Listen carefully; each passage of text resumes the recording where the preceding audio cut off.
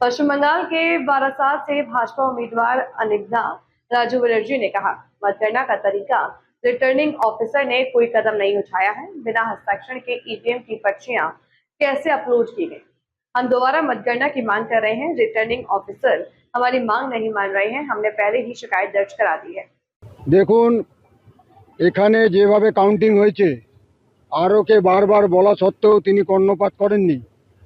এক হচ্ছে আমার যে কাউন্টিং এজেন্ট রয়েছে, বিনা সইয়ে কিভাবে ইভিএম এর ভোটিংগুলো কাউন্টিং, যে আমার এজেন্ট, তাহলে ভোটিংগুলো কেউ আমরা সই করিনি ফর্মে, তাহলে কিভাবে এগুলো আপলোড হলো, কেন আপলোড হলো?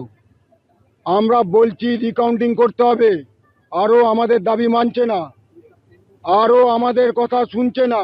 ফোন ডিক্লেয়ার করলে হবে নাকি? আমরা কমপ্লেন দিয়ে বসে আছি, আমাদেরকে আগে বলতে হবে যে আপনি আমাদের কাউন্টিং এজেন্টের যে ইভিএম গুনেছেন সেখানে কারুর সই নেই, সিগনেচার নেই, আপনি কিভাবে আপলোড করলেন? কিভাবে আপলোড করলেন? কেন আপলোড করলেন? এটা করা যায়?